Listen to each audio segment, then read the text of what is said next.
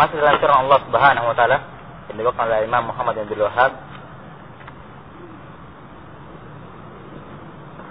"Wajnubni wa baniya an na'budal asnam." Wahai Rabbku, jauhkanlah saya dan keturunan-keturunanku dari menyembah berhala. Rabbi innahunna adlalna katsiran minan nas. Wahai Rabbku, sesungguhnya mereka sembahan-sembahan tersebut telah menyesatkan banyak dari kalangan manusia. Baik. Di sini kita dapat mengambil pelajaran bagaimana bahaya kesyirikan tersebut, bahwasanya kesyirikan di zaman Nabi Ibrahim alaihissalam itu telah banyak memakan korban. Dan Rasulullah SAW telah menegaskan, la ya'ti zamanun, atau bahkan di dalam sabda Rasulullah SAW, nanti akan datang dalam hadis setelahnya ini, akhwafu ma akhafu alaikum asyirkul asghar.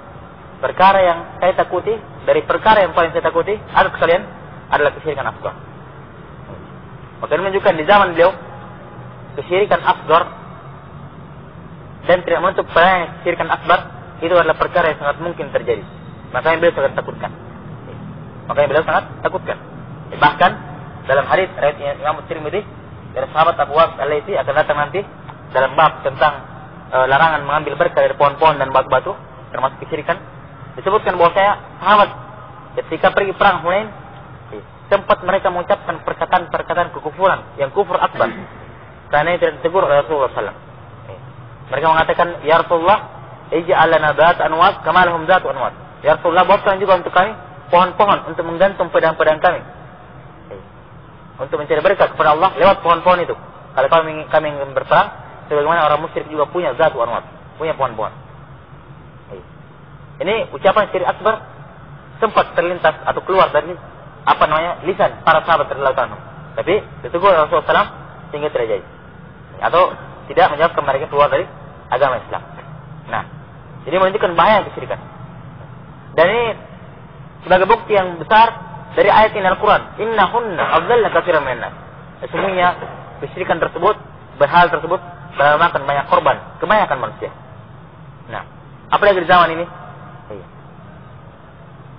di mana bentuk-bentuk kesyirikan lebih tersembunyi daripada dahulu dan lebih beraneka ragam dan lebih canggih daripada dahulu. Togut bukan lagi nampak kafirannya, tapi dianggap sebagai tokoh Islam, mengajak menyembah dirinya, mengajak untuk mencari berkah dari dirinya, mengajak agar manusia mengakui bahwasanya dirinya mengetahui perkara gaib, mengajak agar manusia bertawakal kepada dirinya, mengajak agar manusia bersandar kepada dirinya, mengajak agar manusia tersebut tunduk dan merendah kepada mereka. Nah, bahkan perkara-perkara yang seharusnya secara zahir dianggap membela Islam, tapi ternyata hal tersebut menggelincirkan. Dengan maraknya sinetron-sinetron religius, ibaratnya pagar makan tanaman. Kata ingin membina keberagaman seorang, tapi justru dia yang menghancurkan dari dalam.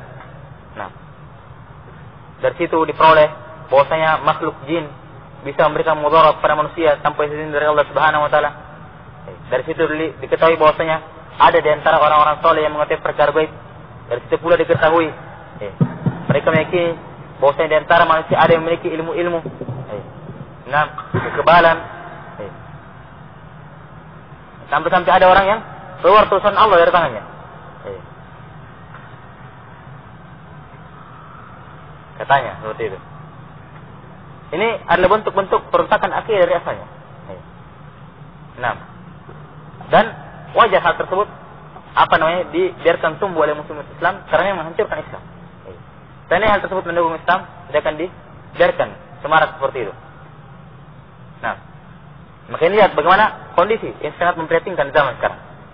Dengan banyak bentuk-bentuk kesyirikan, bahkan kesyirikan yang tidak pernah dilaksanakan oleh orang terdahulu, syirik dalam masalah rububiyah, dalam masalah ketuhanan Allah Subhanahu wa taala.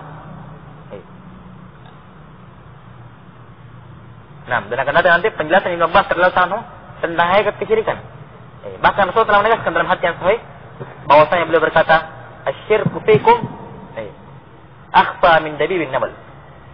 Dalam hadits Abu Bakar, Rasulullah bersabda, sesungguhnya kesyirikan pada diri kalian wahai para sahabat zamannya kalian itu lebih tersembunyi daripada langkah-langkah semut.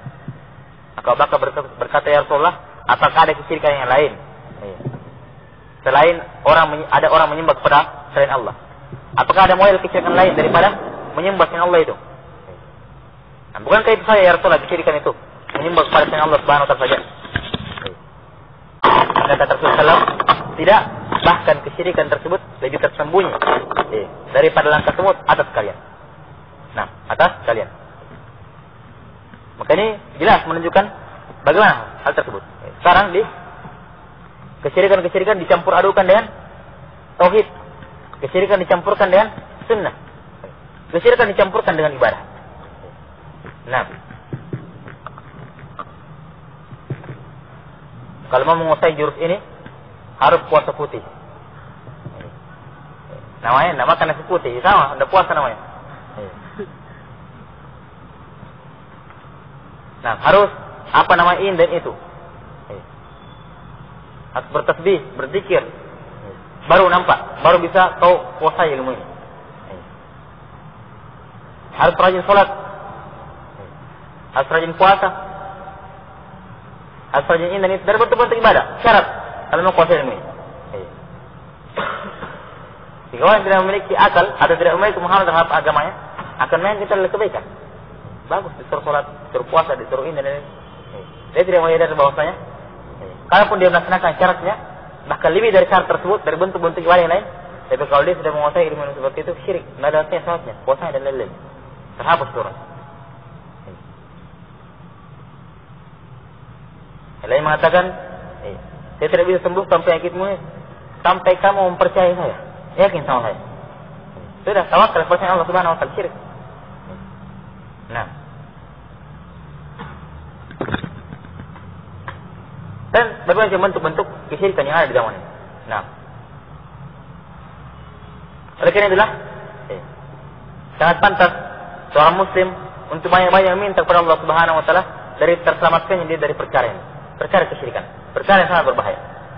Dan dari doa Rasulullah SAW yang beliau tuntunkan, ajarkan kepada sahabat Abu Bakar As-Siddiq tentang masalah kesyirikan, diminta kepada Allah Subhanahu wa taala untuk berlindung dari berbagai macam bentuk-bentuk kesyirikan. Yang dia tahu maupun dia tidak tahu. Allahumma inni a'udzubika an usyrika bika wa ana a'lam wa astaghfiruka lima la a'lam. Ya Allah, sesungguhnya saya hanya memohon perlindungan kepada Engkau, kepadamu, dari saya berbuat kesyirikan dalam keadaan saya mengetahui, dan saya beristighfar kepadamu dari saya berbuat kesyirikan dalam keadaan saya tidak tahu itu kesyirikan. Nah, karena sangat halusnya kesyirikan tersebut, maka kadang seorang terjatuh dalam kesyirikan dalam keadaan dia tidak mengetahui. Utamanya dalam syirku, dalam masalah syirik i'tiqadi, dalam masalah amalan hati. Ini lebih banyak lagi tergelincir. Syirik iradah atau kehendaknya dalam menyembah Allah Subhanahu wa taala, syirik mahabbah atau bagaimana cintanya kepada Allah Subhanahu wa taala, dihubungkan dengan cintanya kepada makhluk. Syirik dalam masalah khauf, dalam masalah roja, masalah syirik i'tiqadi atau syirik dalam masalah qalbi, hati. Ini adalah perkara-perkara yang lebih berbahaya dan lebih menggelincirkan daripada syirik amali. Syirik dalam bentuk perbuatan secara. Nah, oleh karena itulah perkara ini atau ayat ini tegas menunjukkan bagaimana bahaya kesyirikan tersebut. Rabbi innahunna adlalla katsiran minnas. Wahai Rabbku, sesungguhnya berhal-berhal tersebut telah menyesatkan banyak manusia di zaman ini, atau telah menyesatkan banyak manusia. Nah, tegas menunjukkan bagaimana bahaya kesyirikan tersebut. Baik. Kemudian selanjutnya dalam hadis, wa fil hadithi akhwafu ma akhafu alaikum asyirkul asghar fasuila anhu faqala ar-riya. Hadisnya riwayat Imam Ahmad dari sahabat Mahmud ibn Labid, salah seorang sahabat sogir yang masih muda umurnya. Ketika dalam sebuah hadis Rasulullah menyatakan akhwafu, perkara yang paling saya takuti, ma akhafu alaikum, dari semua perkara yang saya takuti atas kalian adalah asyirkul asghar, syirik kecil. Fasuila anhu, maka beliau pun ditanya tentang apa itu syirik kecil. Faqala ar-riya, beliau menjawab itu adalah ar-riya. Baik.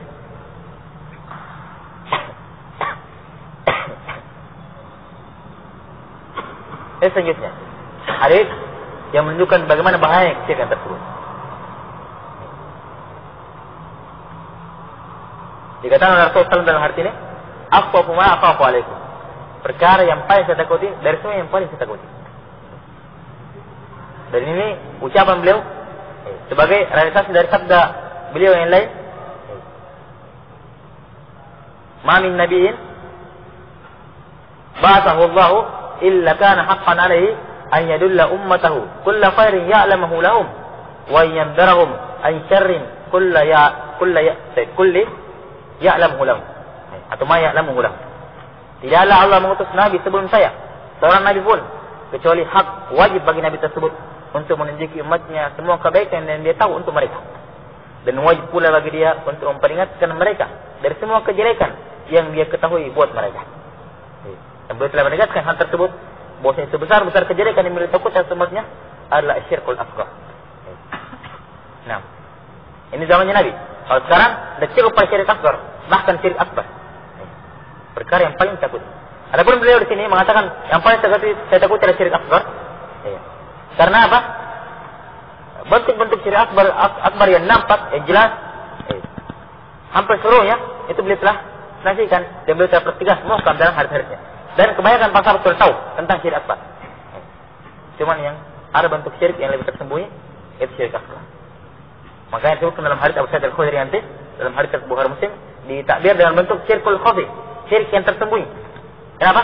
Tersembunyi di antara karangan para sahabat. Apalagi di zaman ini. Nah. Dan ini tidak menunjukkan bahaya kesyirikan. Padahal Rasulullah SAW telah menegaskan tentang fitnah umat ini.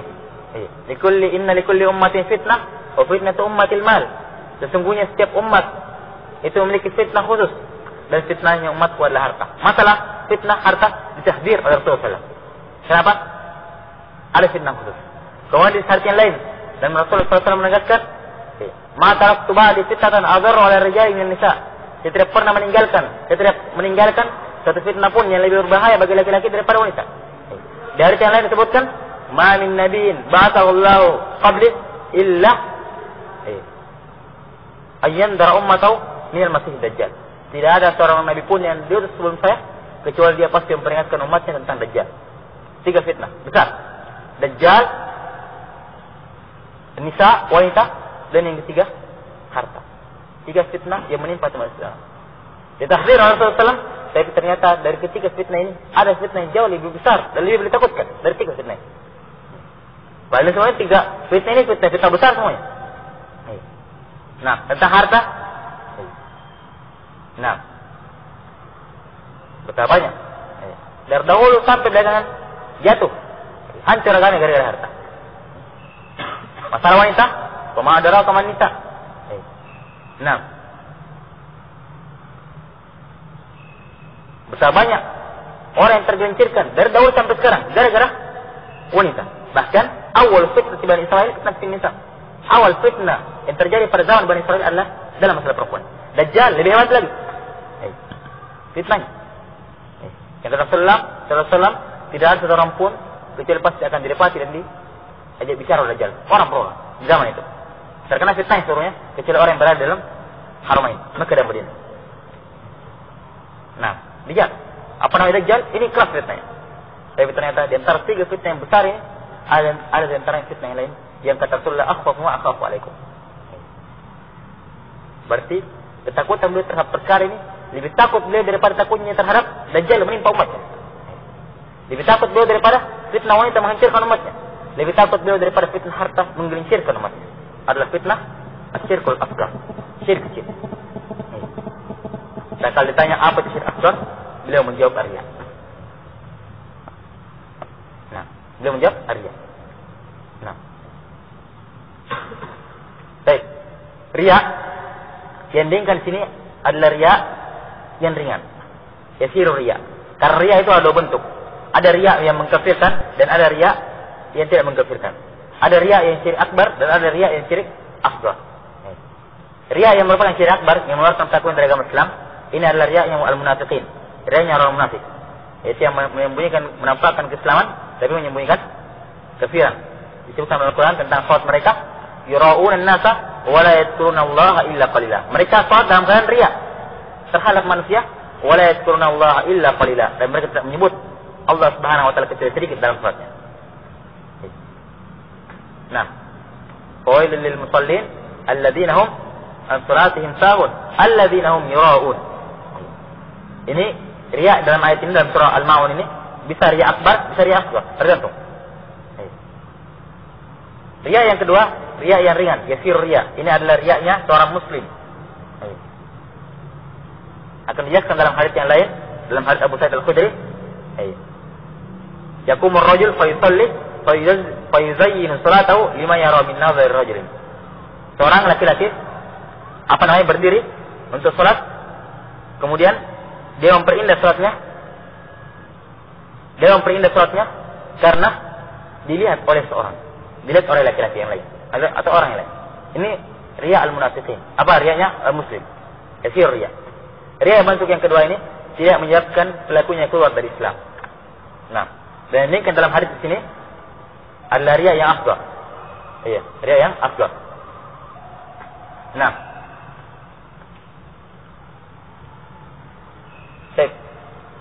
kemudian riya. Jadi dari akhirnya, riya itu berasal dari kata atau dia pecahan dari kata ru'yah. Ru'yah itu melihat. Riya itu bentuk masdar dari kata ara. Ara, ura atau ara, yuri, riyaan. Yang artinya dia menampakkan kepada manusia. Itu cara bahasa. Menampakkan kepada manusia, memperlihatkan kepada manusia. Nah, ini riya. Adapun cara istilah, riya itu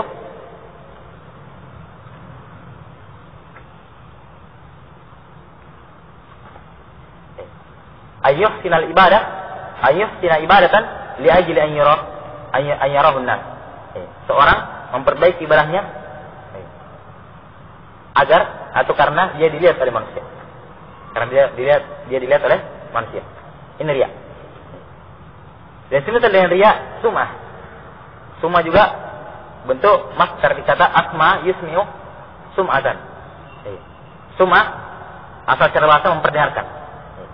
Secara istilah yaitu dia memperdengarkan ibadahnya pada seorang atau dia memperdengarkan ibadahnya karena didengar oleh seorang. Tentunya ingin dipuji atau ingin mendapatkan suatu kebahagiaan dari bagian-bagian duniawi. Apa saja duniawi tersebut? Pujian ke dia, anggapan hebat ke dia, atau harta ke dia, atau ditopakkan ke dia, apa saja. Nah, ini dua penyakit, riya dan sum'ah. Dan Rasulullah telah mengancam, siapa yang berbuat riya, maka Allah akan memperlihatkan aibnya pada hari kiamat. Dan siapa yang berbuat sum'ah, Allah akan memperdengarkan aibnya pada hari kiamat. Kebalikan.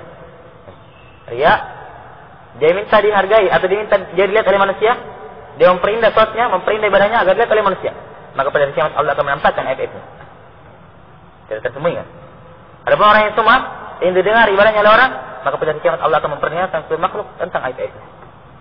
Nah, ini diantara bahayanya berbuat riya maupun sum'ah. Dan dua-duanya, riya maupun sum'ah, ini adalah kesyirikan. Syirkul asghar, ataupun bisa menjadi syirik akbar. Kalau bentuknya kayak riyanya orang-orang munafikin yang kita jelaskan tadi. Nah,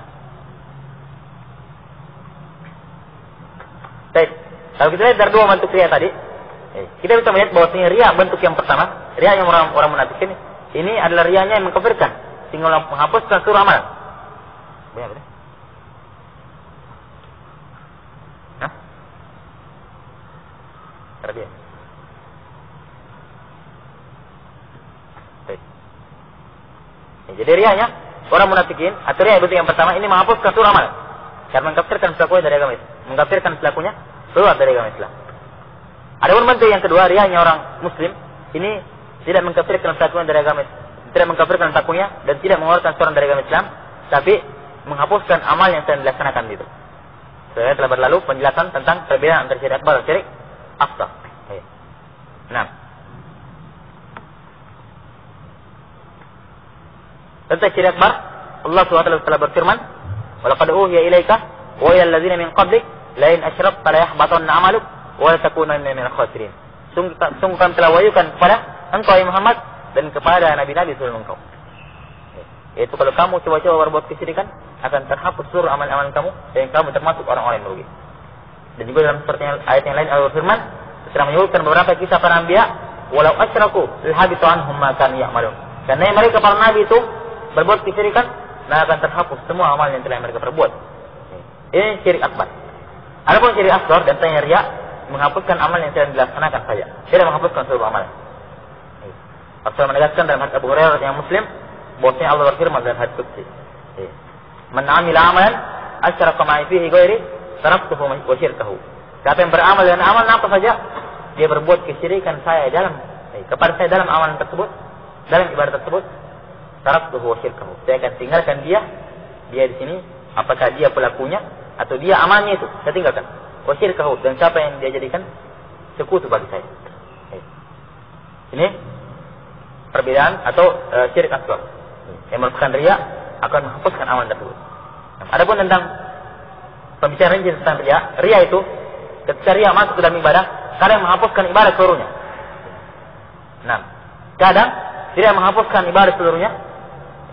Misalnya ada ibadah satu rangkaian, kadang menghapuskan semua rangkaiannya atau rangkaian terhapuskan seluruhnya, tidak siap. Kadang yang terhapuskan satu bagian saja.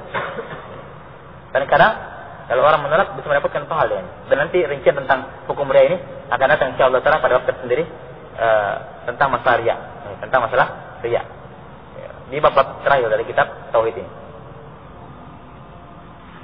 Baik.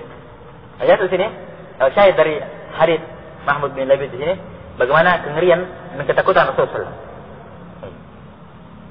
Dan ini tidak bertentangan dengan sabda Rasulullah yang lain. Nah, dalam hal kata yang Muslim Rasulullah menegaskan,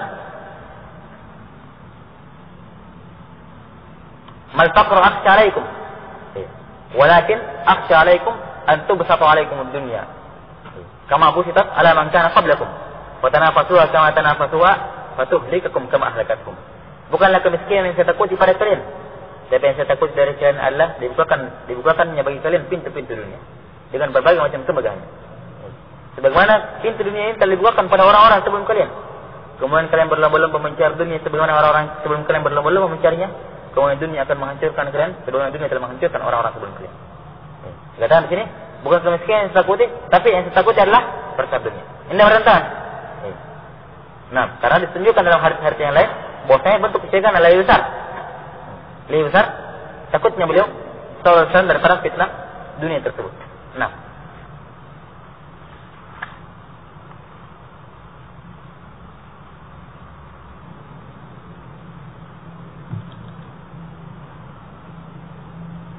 apakah setan menggelincirkan juga manusia? Sebenarnya juga di depan. Apakah setan juga menggelincirkan manusia dari jalan Allah dari sisi amalan baik, misalnya berpuasa untuk mendapatkan ilmu syirik? Ini kalau baru tahu ini seperti ini berarti ketinggalan zaman. Nah, dari dahulu tentang masalah setan menggelincirkan manusia yang perbuatan baik dari dahulu. Talbis iblis. Lihat kesyirikan pertama kali saya sudah membuat yang perbuatan baik. Kesyirikan pertama kali terjadi di muka bumi ini bagaimana ceritanya? Itu dalam hadits Ibnu Abbas dari Al-Bukhari. Bahwasanya dulu atau dalam ayat Al-Qur'an itu, "La tadarunna alihatakum wa la tadarunna wadda wa la suwa'a wa la yaghutha wa ya'uqa wa nasra." Jangan kalian tinggalkan sembahan-sembahan kalian. Jangan tinggalkan wad, suwa, yaghut, ya'uq, nasr. 5. Kalimat Abbas 5 nama ini adalah nama orang-orang saleh di zamannya Nabi Nuh. Ketika meninggal 5 orang ini orang saleh betul ini. Taat betul kepada Allah Subhanahu wa taala. Ketika 5 orang meninggal ini, maka syaitan mewahyukan kepada murid-muridnya yang masih hidup, kalian buat gambar-gambarnya guru-guru kalian simpan di tempat yang mereka biasa duduk kepadanya. Fungsinya apa? Mungkin untuk disembah. Fungsinya agar di antara bentuk menghormati orang soleh. Kemudian agar kalau kalian ada bentuk-bentuk putar dalam ibadah, capek, malas dan seterusnya, kalian lihat ke gambar guru kalian, semangat lagi. Dengan baik. Untuk menyemangatkan dalam ibadah.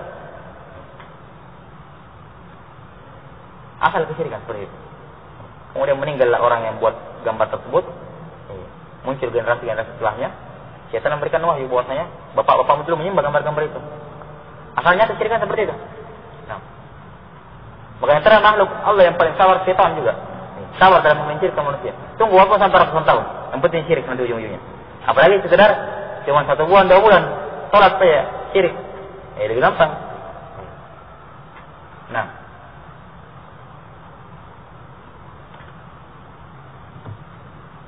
bagaimana sikap kita apabila pemerintah memutuskan hubungan diplomatik dengan Denmark dengan alasan penghinaan bagi umat Islam?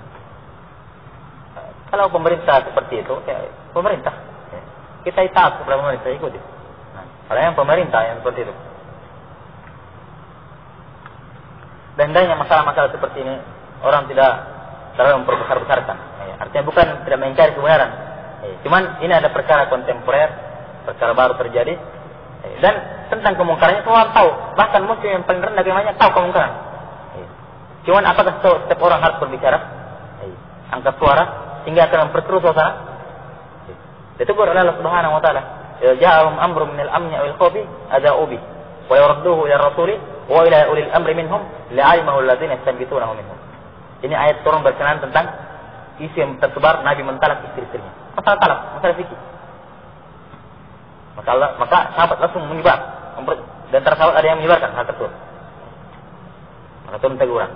Mereka, kalau datang atau seandainya atau ketika datang pada mereka perkara-perkara yang berkaitan dengan keamanan atau ketakutan kaum muslimin, langsung mereka sebar. Dan mereka kembalikan kepada Rasul dan ulil amr, pemerintah antara mereka, nah akan ditahu siapa antara mereka yang timbak bisa mengambil keputusan hukum dari. Nah, maka tentang seperti ini, masalah baru seperti ini, hendaknya tidak setiap orang berbicara, dikembalikan kepada pemerintah atau orang yang berilmu saja. Nah, ada urusan pemerintah mau hubungan diplomatik, memutus hubungan diplomatik, mau urusan memboikot ini dan itu, masalah itu bukan urusan kamu. Kalau mereka juga apa urusan kamu? Kamu tahu apa juga dalam masalah seperti itu? Nah, dan sekali lagi kita katakan ini bukan artinya mengurangi pengingkaran terhadap kemungkaran, cuman bukan kemungkaran, cuman ada adab-adab dalam merubah kemungkaran tersebut. Nah, tidak terlalu ekstrem dalamnya. Apakah sudah ada fatwa ulama tentang tarikat Rasulullah? Allah alam, saya belum pernah. Kapan terjadinya? Bulan Januari? Hah? September lalu? Sudah ada. Allah alam. Apakah benar bahwa Arab Saudi menarik duta besarnya untuk Denmark karena kasus? Ini juga apa hubungannya ditarik Denmark dengan kamu? Ditarik Arab Saudi dari Denmark. Ya, apa saja dengan kita? Entah beritahu seperti itu. Nah, tanya sama saya lagi. Ini pertanyaan yang kedua. Saya sama Saudi tanya, SMS kan. Semua tanya Saudi. Sabar. Dan memboikot barang-barang Denmark yang dijual di Arab. Saya kurang tahu kalau Saudi tentang kalau masalah boikot barang-barang, saya ketahui itu bukan dari tuntunan Islam boikot barang-barang. Dan mungkin kecil kemungkinan para ulama Saudi memfatwakan seperti itu. Karena itu bukan dari adat Islami memboikot barang-barang seperti itu. Apakah boleh dilakukan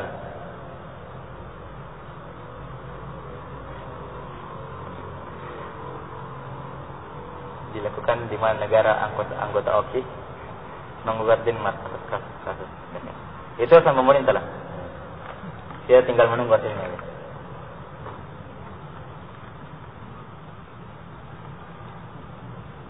Bagaimana hukumnya kalau sebelum minum air Zam-Zam kita niatkan agar menjadi sehat, kuat hafalan dan lain-lain. Ya bagus. Nah, mau Zam-Zam 5 syribalah kata Rasul. Air Zam-Zam itu untuk apa dia diminum? Jadi untuk apa dia niatkan? Untuk itu. Insyaallah jadi obatnya. Baik, pertanyaan jumlah hak-hak Allah. Banyak hak Allah Subhanahu wa taala. Antara terbesar disebut dalam hadis Mu'adz bin Jabal kemarin, haqqullah al-ibad an ya'buduhu wa la yusyriku bihi syai'a. Dan dalam surah Nisa ayat apa kemarin itu? Yang wa'budullaha wa tusyriku bihi syai'a, itu disebutkan 10 hak. Yang jelas hak Allah Subhanahu wa taala, semua perintah-perintah dan larangan-larangan dalam Al-Qur'an dan Sunnah itu adalah hak Allah Subhanahu wa taala. Nah, judi togel dengan menggunakan sio dan sejenisnya merupakan syirik. Tidak, judi itu kabair, dosa besar. Apakah kita boleh berdoa dengan bahasa Indonesia pada sujud dan tasyahud akhir dalam salat? Tidak boleh. Nah, karena salat itu tauqifiyah, dilandaskan pada dalil yang ada. Dan salat turunnya diperintah dengan bahasa Arab, maka berdoa pun dengan bahasa Arab. Itu pun jangan dari Al-Quran. Apakah dari hadis Nabi atau dia buat sendiri, karangan dia arangkan sendiri dua-duanya. Kalau dia ucapkan lisannya mengucapkan bahasa Indonesia, sebatal sholatnya. Sebatal sholatnya. Nah, kalau di dalam hati maka bukan berdoa namanya. Karena doa itu diucapkan.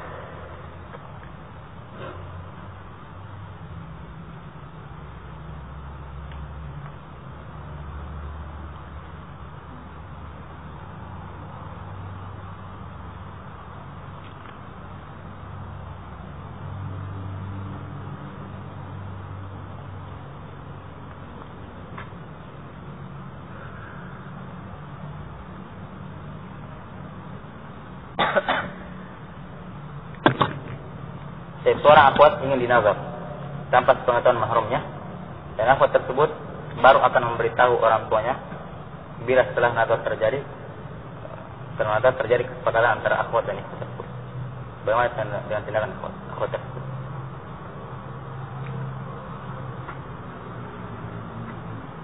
Ini saya tidak sangka atau tidak akan mengira kalau ada akhwat salafi yang berbuat seperti ini. Nah, ini tindakan yang keji, mungkar, menjijikkan hal tersebut. Ini ada perkara-perkara yang masalah seperti ini ada butuh mahram. Nah, atau ada mahram. La yahillu li imra'atin tu'minu billahi wal yawmil akhir. Nah, ay yakhluwa sama rajuli illa ma dhi mahram. Sebihadal ma'na. Tidak halal seorang wanita yang beriman terhadap Allah dan hari akhirat dia berkhalwat dengan laki-laki yang bukan mahramnya kecuali kalau ada mahram di sisinya. Nah, saya katakan tidak halal bagi wanita yang beriman terhadap Allah dan hari akhirat. Nah, ini tanda dia tidak beriman dengan keimanan sempurna kepada Allah juga pada hari akhirat. Nah, dan tentang masalah-masalah seperti ini, hendaknya setiap orang jangan bergampangan dalam masalah ini. Dan ini termasuk talbis iblis. Tipuan-tipuan iblis dalam masalah ini. Nanti sepakat bertahu. Bukan masalah sepakat tidaknya. Masalahnya syariat, tuntunan syariat harus seperti itu, harus tuntunannya. Bagaimana kalau setelah terjadi, setelah ini dan ini terus tidak jadi? Tidak sepakat. Ya? Kalau nazar terus tidak sepakat, apakah dipastikan sepakat? Dan sini saya dengan perbuatan seperti ini, apa namanya? Mengikat janji. Janji itu perbuatan yang mungkar. Nah, dan lebih mungkar dari ini, dan lebih bejat dari ini, akhwat yang apa namanya? Mengajukan dirinya untuk dinamar. Subhanallah. Betapa rendahnya akhwat yang seperti ini. Emangnya laki-laki itu Rasulullah SAW? Rasulullah iya, atau Rasulullah para sahabat yang ingin menjadi istri Rasul, boleh dia menghadiahkan dirinya, menawarkan dirinya. Adapun umat Rasulullah tidak ada seperti itu aturannya. Dia sedang real syariat. Nah, 3 perkara ini, perkara yang muskil, yang apa namanya, bukan muskil, perkara yang banyak orang-orang yang tertipu. Jangankan orang yang baru belajar, orang yang sudah berilmu, bahkan mungkin sudah mengajar, tertipu dalam perkara-perkara seperti ini. Nah, tidak tahu di mana dia taruh ilmunya.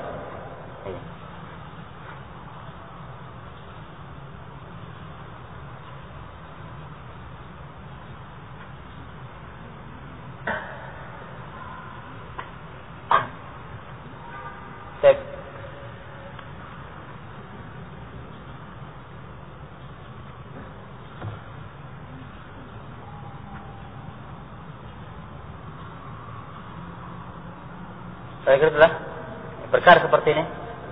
Hendaknya setiap orang bertakwa kepada Allah Subhanahu wa taala pada dirinya masing-masing. Nah, dan ini menunjukkan fitnah yang besar. Dan tidak mungkin akan terjadi seperti ini kecuali sebelumnya sudah ada muqaddimah, PDKT. Tidak mungkin seperti ini. PDKT-nya sudah jalan syaitan. Menggelincirkan syaitan. Apa syaitan menggelincirkan dia dari hal tersebut. Dengan alasan-alasan yang zahirnya kebaikan. Atau bukan dari kebaikan, yang dianggap kebaikan. Padahal zahirnya sudah merupakan kejelekan. Nah, hanya dianggap dengan anggapan-anggapan yang sudah kurang akal. Tidak berpikir waras lagi dalam masalah keagamaan. Dibudahkan oleh syaitan dibutakan dan dilupakan oleh syaitan terhadap masalah ini. Kalau orang seperti ini, ikhwan muslimin dan lainnya, ya mungkin wajar. Nah, tapi orang yang menisbah sendiri kepada salafi, manhaj Rasulullah SAW, ini merupakan aib yang besar dalam masalah ini. Karena itulah setiap ikhwan wal akhwat menjaga dirinya masing-masing. Jangan terlalu murah seperti ini, apa murah kalau begitu. Nah, orang saja kalau mau beli ikan, tanya sama penjual ikannya. Ya kan? Mau beli ayam, lihat-lihat dulu. Tanya dulu sama penjual ayamnya. Ini orang datang sama orang tuanya langsung. Lebih murah. Boleh ada billah. Fattakullah. Kemudian selanjutnya, bagaimana nasihat terhadap ikhwah yang dulunya bermanhaj salaf ini telah meninggalkannya, bahkan tidak mempercayai lagi adanya Allah. Telah menekuni filsafat. Ini apa namanya? Pembenaran dari sabda atau firman Allah Subhanahu wa taala sebelumnya. Falamma zagu Allahu qulubahum. Maka mereka menyimpang, Allah membuat hati-hati mereka menyimpang. Sudah kenal manhaj salaf, sudah kenal ini, kenapa lagi mesti belajar filsafat? Artinya dia sendiri yang mencari jalan-jalan kesesatan, dia sendiri yang mencari jalan-jalan untuk menginjilkan dirinya. Dan dia telah meninggalkan satu perkara yang bermanfaat, padahal dia mungkin untuk menempuhnya. Maka ganjarannya Allah membuat dia sibuk pada perkara-perkara yang mudaratkan dirinya dan diharamkan untuk mendapatkan kebaikan yang pertama yang ditinggalkan tersebut. Nah, adalah seorang siapa saja ketika berada di nikmat Allah Subhanahu wa taala, khususnya di atas nikmat sunnah, nikmat Islam, dia jaga baik-baik nikmat tersebut. Jangan dia lalaikan, jangan dia hinakan, dan jangan dia abaikan hal tersebut. Karena itu merupakan sebab kehinaan bagi diri sendiri. Seorang punya ilmu, walaupun sedikit, dia muliakan ilmunya, dihargai ilmunya, maka Allah akan menghargai dia. Dan telah benar perkataan seorang penyair, walau anna ahlal ilma sanuhu wa la sanahum wa la azzamuhu fin nufus la uzdima walakin ahanuhu fahanu wa la nafu. Seandainya orang yang berilmu tersebut banyak maupun sedikit, walau anna ahlal ilmi sanuhu wa la sanahum, seandainya penuntut ilmu tersebut menjaga ilmunya, maka ilmu tersebut akan menjaga dirinya. Wala adzamuhu fin nufusi la udzima. Seandainya dia memuliakan, mengagungkan ilmu tersebut di dalam dirinya, maka dia pun akan dimuliakan dan ditinggikan oleh orang. Jadi mereka walakin ahanuhu, tapi dia menghinakan ilmunya, melanggar ilmunya. Fahanu, maka dia pun hina, wala nasu, dan dia pun dianggap jelek oleh orang. Dianggap nista oleh orang tersebut. Maka nikmat seperti ini kapan diganti dengan dengan kekufuran terhadap nikmat tersebut, maka inna adabi asyadid, kata Allah Subhanahu wa taala. Maka sungguhnya adabku sangat pedih. Nah, kita mohon kepada Allah Subhanahu wa taala agar berikan sabat dan kekuatan dari nikmat Islam dan sunnah ini, dan menjauhkan kita dari semua bentuk-bentuk ketergelinciran, bentuk-bentuk penyimpangan. Nah, dan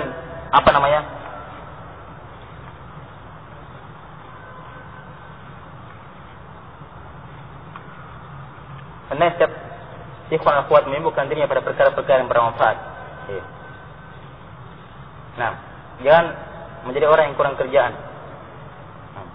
Terlalu banyak, ayat Al-Quran yang terlalu banyak, belum terhafal. Hadis-hadis Rasulullah SAW belum banyak yang kita hafal, belum kita ketahui.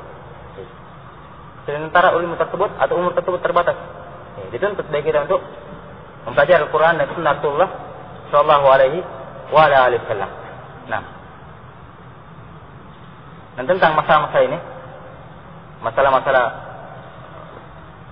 kepemudaan seperti ini telah banyak tahdzir oleh para ulama, dan saya sendiri telah membaca beberapa kitab-kitab yang menjelaskan tentang masalah muskilah ini, masalah kepemudaan. Dan subhanallah, semua perkara-perkara yang disinggung, yang antum sebutkan berupa masalah-masalah kepemudaan, dari masalah dengan orang tuanya, dalam masalah lingkungannya, dalam masalah dengan wanita, dalam masalah dengan akhlak, dalam masalah semua telah dirangkum dan telah ditulis oleh mereka. Dia menunjukkan bahwa perkara-perkara seperti ini sudah dahulu terjadi, dan mereka telah mentahdzir dari peringatan hal tersebut. Dan seorang muslim dari sifat mereka, la yuldagul muslim fi juhin wahidin marratain. Tidak seorang muslim itu yang tergelincir di dalam satu lubang dua kali. Kalau pernah tergelincir, terfitnah satu kali, jangan jadi kedua kalinya. Nah, dia harus sadar dan cepat-cepat bangun darinya. Kalau tidak, maka Allah Subhanahu wa taala akan memberikan iqab. Dengan diadakan dia dengan dibuatnya dia larut dalam hal tersebut, dan bentuk-bentuk istidraj merupakan bentuk-bentuk siksaan dari Allah Subhanahu wa taala yang sangat berbahaya. Nah, nasallahu ta'ala wal afiyah. Subhanallahi wa bihamdik, asyhadu an la ilaha illa anta astaghfiruka wa atubu ilaik. Alhamdulillahirabbil alamin.